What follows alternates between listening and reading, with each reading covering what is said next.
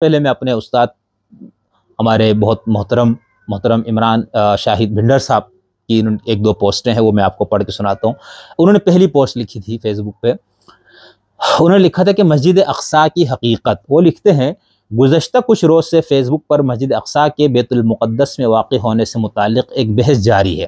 اچھا، یہاں پر میں آپ کو بتا دوں، ابھی میں سناتا ہوں بھنڈر صاحب کا، میں اس کو بیت المقدس سے پکاروں گا کیونکہ ہمیں شروع سے یہی لفظ ہم نے بولا پڑا زیادہ، تو مقدس بھی ٹھیک ہے، تو میں یہاں پر لفظ بیت المقدس پکارا کروں گا۔ وہ لکھتے ہیں، بھنڈر صاحب کی بات دوبارہ شروع کرتا ہوں، گزشتہ کچھ روز سے فیس بک پر مسجد اقصیٰ کے بیت المقدس میں واقع ہونے سے متعلق ایک بحث جاری ہے۔ اس بحث میں یہ اعتراض کیا جا رہا ہے کہ پیغمبر کی وفات سے قبل مسجد اقصیٰ کا مسجد اقصیٰ کا بیت المقدس میں کوئی وجود نہیں تھا۔ یہ کوئی نیا اعتراض نہیں ہے، بلکہ یہ مسیحی اور یہودی اسکالرز نے کہ ان اعتراضات کی طویل فہرست میں سے ایک ہے جو قرآن کی حقانیت پر وارد ہوتے ہیں۔ آگے پڑھنے سے پہلے قرآن کی آیت ملاحظہ کر لیتے ہیں۔ پاک ہے وہ ذات جو اپنے بندے کو راتوں رات مسجد حرام سے مسجد اقصیٰ تک لے گئی، سورہ اسراء آیت نمبر 1۔ یہ بہت واضح آیت ہے، اس میں کسی قسم کی کوئی پیچیدگی ابہام کا دور دور تک کوئی شائبہ نہیں۔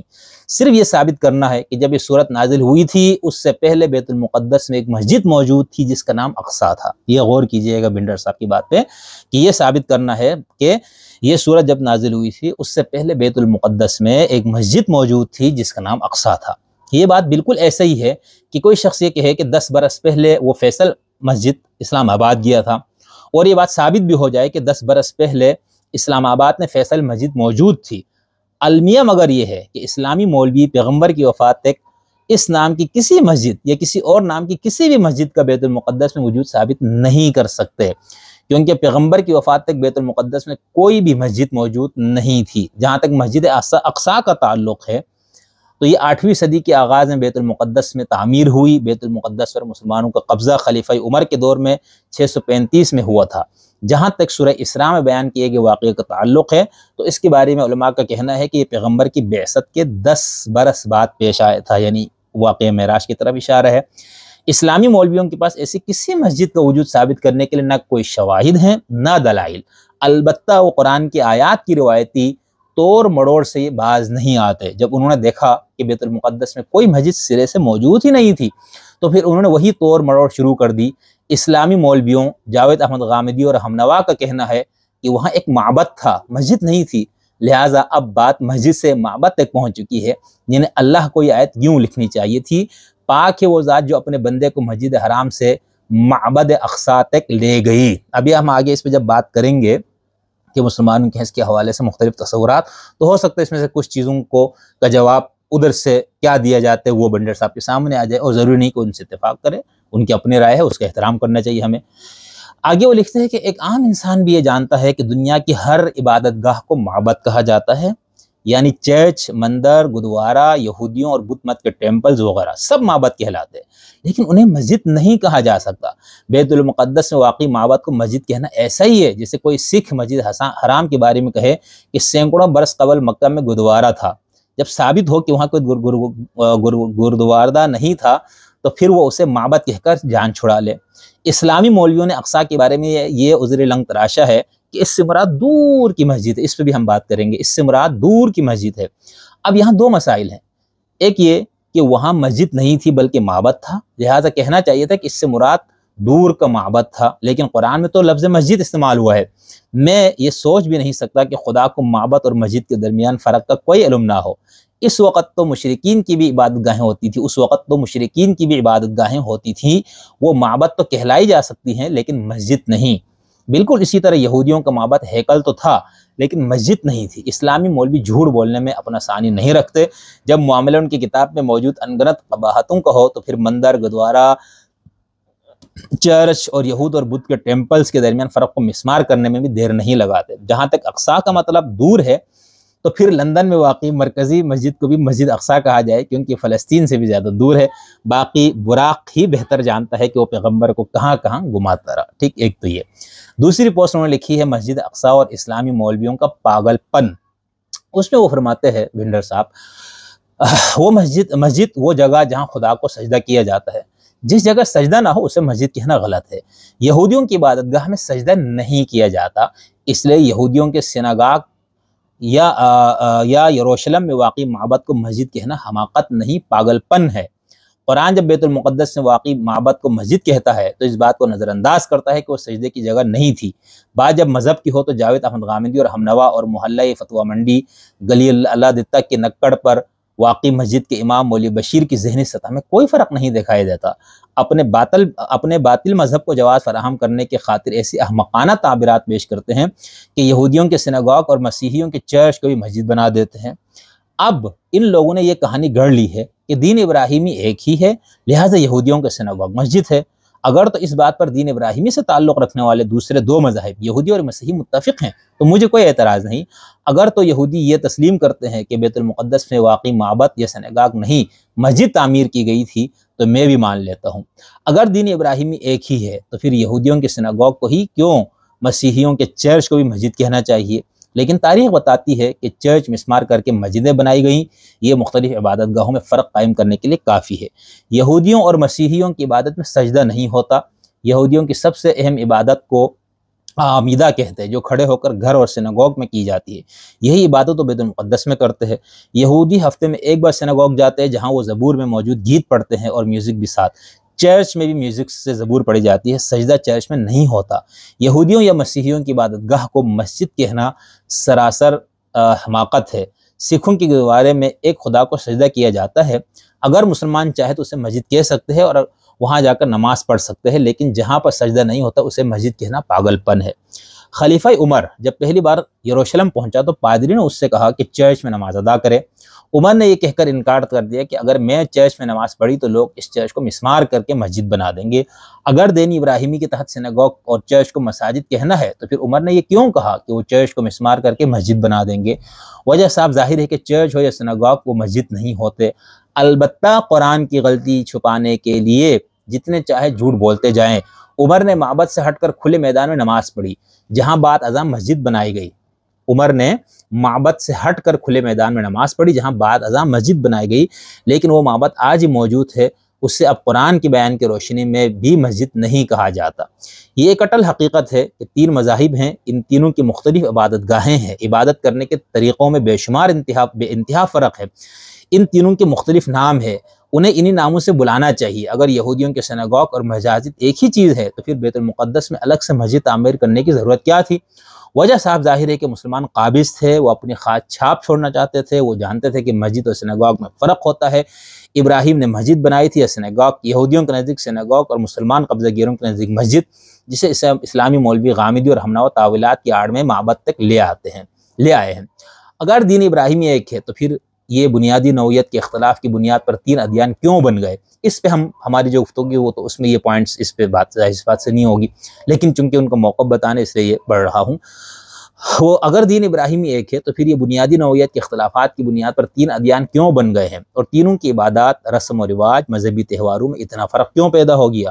اگر یہ ایک ہی دین ابراہیمی ہے تو مسلمانوں نے مصر سے شام اور شام سے اسپین جو کہ مسیحی ممالک تھے اور مسلمانوں کے مطابق دین ابراہیمی کے پیروکار تھے، ان پر حملے کر کے مسیحیوں کو مسلمان کیوں بنایا تھا؟ ایک ہی دین تھا، کیا فرق پڑتا تھا؟ اگر یہ دین ابراہیمی ہے تو فلسطین پر مسیحی بازنطینیوں سے جنگ کر کے قبضہ کرنے کی کیا ضرورت تھی؟ مسیحی بھی تو دین ابراہیمی پر قائم تھے، مسجد کا کوئی قبضہ کر کے معبد کے ساتھ الگ سے مسجد بنانے کی کیا ضرورت تھی؟ اب وہاں مسجد بھی ہے اور معبد بھی، اگر معبد ہی مسجد تھی تو پھر الگ سے مسجد کا کوئی جواز نہیں تھا، کیونکہ اسی معبد کو مسجد کہا گیا۔ اگر دین ابراہیمی ایک ہی دین ہے تو پیغمبر نے مسجدوں میں خدا کی دوسری کتابیں تورات، زبور، انجیل اور دیگر صحائف کیوں نہیں رکھی؟ عبرانی زبان میں خدا کو یہوہ کہا گیا ہے، کیا آپ مسجد میں یہ کہیں گے کہ آپ یہوہ کو سجدہ کرتے ہیں؟ اگر ایک ہی دین ہے تو کیا آپ لوگ انجیل کے اس بنیادی حکم کو مانتے ہیں کہ خدا خود مسیح کے روپ میں زمین پر آیا اور مصلوب ہوا؟ اس موضوع پر پوری کتاب لکھی جا سکتی ہے، لیکن ذہنی طور پر مفلوج لوگوں کو سمجھایا نہیں جا سکتا۔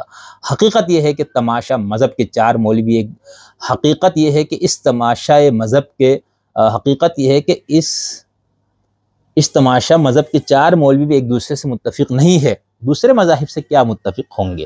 دوسرے صاحب ہیں ہمارے خالد تھتھال صاحب، یہ بھی بہت پرجوش اپنے نقطۂ نظر کی اشاعت اور تبلیغ کرتے ہیں، ماشاءاللہ سے صاحب علم و دانش ہے۔ وہ لکھتے ہیں وہ پاک ہے جس نے راتوں رات اپنے بندے کو مسجد حرام سے مسجد اقصیٰ تک سیر کرائی، جس کے ارد گرد ہم نے برکت رکھی ہے تاکہ ہم اسے اپنی کچھ نشانیاں دکھائیں، بے شک وہ سننے والا اور دیکھنے والا ہے۔ سورۃ اسراء جسے سورہ بنی اسرائیل بھی کہا جاتا ہے کہ پہلی آیت میں جس مسجد اقصیٰ کا ذکر کیا گیا ہے، اس آیت سے صدیوں وہی مسجد مراد رہی جو یروشلم میں موجود ہے۔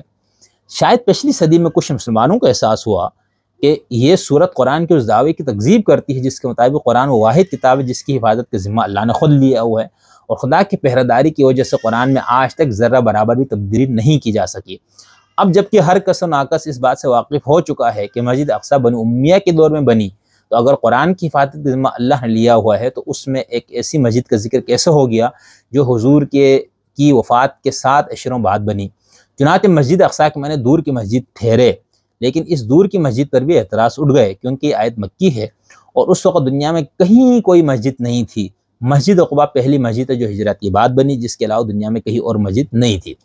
پھر اس آیت کے معنی مدینہ کی ہجرت کے بتائے گا جہاں سے حضور کو برکت ملی اور مکہ پر قبضہ کرنے میں کامیاب ہوئے، لیکن اس آیت میں تو مسجد کا ذکر ہوا ہے ایک سجدہ گاہ۔ ہیکل سلیمانی کو بھی مسجد ٹھہرانے کا مسئلہ یہ ہے کہ اگر اس کو مسجد تصور کر بھی لیا جائے تو حضور کی زندگی میں تو اس کا وجود ہی نہیں تھا۔ 99 عیسوی میں رومی سالار تیتوا اسے جلا کر راکھ کر چکا تھا۔ جس جگہ موجودہ مسجد اقصیٰ ہے، یعنی جہاں پر حضور نے انبیاء کی نماز کی امامت فرمائی تھی، وہ ایک ایسی جگہ تھی جہاں شہر کا کوڑا کرکٹ پھینکا جاتا تھا۔ ویسے حضور کا انبیاء کی امامت کرانا بھی ایک دلچسپ دعویٰ ہے۔ امام ابن کثیر کے مطابق حضور کو معراج وقت نماز پڑھنا نہیں آتی تھی۔ معراج کے دوسرے دن سحر کے وقت جبریل آئے اور انہوں نے حضور کو نماز پڑھنا سکھائی۔ آگے جبریل نماز پڑھ رہے تھے اور پیچھے حضور مقتدی تھے اور صحابہ حضور کے مقتدی تھے۔ چند دن پہلے ایک صاحب نے مسجد اقصیٰ کے متعلق دعویٰ کیا کہ مسجد اقصیٰ سے مراد بیت المعمور ہے۔ یہ ابھی آگے اس سے بات ہوگی۔ بیت المعمور کیا ہے؟ بیت المعمور ایک زمانے میں زمین پر واقع ایک کعبہ ہوا کرتا تھا جو بالکل اسی جگہ پر واقع ہے جہاں پر موجود کعبہ ہے۔ آسمانوں سے فرشتے زمین پر آتے تھے اور کعبہ کا طواف کرتے تھے۔ جب حضرت آدم کو زمین پر اتارا گیا تو انہیں بھی کعبے کا طواف کرنے کا حکم دیا گیا۔ یہ کعبہ طواف طوفان نوح کے وقت تک زمین پر رہا، پھر اسے چوتھے آسمان پر اٹھا لیا گیا۔ لیکن ایک اور دعوے کے مطابق یہ کعبہ 7ویں آسمان پر ہے۔ ہر روز 70,000 فرشتے اس کا طواف کرتے ہیں، اور چونکہ فرشتوں کی تعداد بہت زیادہ ہے اس لیے ایک بار طواف کرنے کا دوسرا طواف کرنے کی باری روز قیامت ہی آئے گی۔ میرا خیال ہے کہ اوپر دی گئی آیت مسجد اقصیٰ کا جو ترجمہ کیا گیا یہ بہترین ترجمہ ہے، کیونکہ اسے اپ ڈیٹ کرنے کی ضرورت نہیں پڑے گی۔ نہ کوئی بیت المعمور جائے گا اور نہ زمین پر پیغام بھیجے گا کہ حضور نے جس مسجد اقصیٰ کا سفر کیا تھا اس کا 7ویں آسمان پر وجود نہیں ہے۔ اچھا، اگلا ہے حاشر ابن ارشاد صاحب، بہت صاحب علم، دانش، احترام کے قابل۔ وہ لکھتے ہیں کہ واقع معراج اور مسجد اقصیٰ کی موجودگی یا غیر موجودگی کے حوالے سے بحث کا بازار پھر گرم ہے۔ اس قضیے میں اور تو کچھ نہیں، لیکن مصیبت یہ پڑتی ہے کہ قرآنی آیت تاریخی طور پر مشکوک ہو جاتی ہے۔ پھر پرویز صاحب سے لے کر غامدی صاحب سے چھوٹے موٹے متجددین تک کنفرمیشن 22 کے تحت اس کی کوئی نہ کوئی دور ازکار تعویل وضع کرنے میں جت جاتے ہیں۔ مبشر زیدی صاحب بہت معروف، بہت مشہور اسکالر، دانشور، صحافی، اور سوشل میڈیا پہ، پرنٹ میڈیا پہ، الیکٹرانک میڈیا پہ ان کا نام، وہ لکھتے ہیں کہ بیت المقدس کے بارے میں کب اور کس نے پروپیگنڈا شروع کیا۔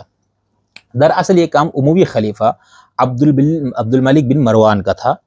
عبداللہ ابن زبیر نے خلافت کا دعویٰ کیا ہوا تھا اور وہ مکہ کے حاکم تھے۔ لوگ حج پر جاتے تو ابن زبیر کی میزبانی سے متاثر اور ان کے سیاسی نظریات سے واقف ہوتے۔ شام میں عبد الملک بن مروان کو خطرہ محسوس ہوتا۔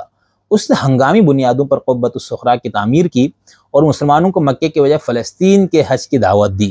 اس کے لیے رسول اللہ علیہ وسلم کی حدیث بھی فراہم کر دی۔ تاریخ یعقوبی میں واقع لکھا ہوا ہے، عربی جلدوم میں صفحہ نمبر 251 اور اردو ترجمے میں صفحہ نمبر 430 پر اس کی تفصیل ہے۔ عکس پیش خدمت ہے۔ قرآن میں جس مسجد اقصیٰ کا ذکر ہے وہ رسول اللہ کی زندگی میں موجود ہی نہیں تھی۔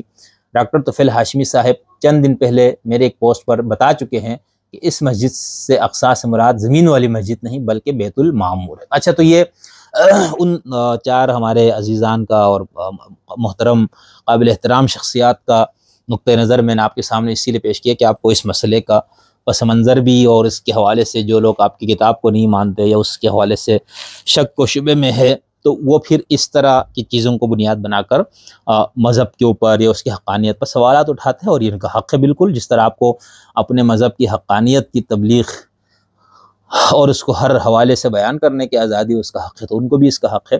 یہ ان کا، ان چاروں نے جو 2-3 باتیں کی وہ مشترک ہے، اس کو آپ نے ذہن میں رکھنا ہے۔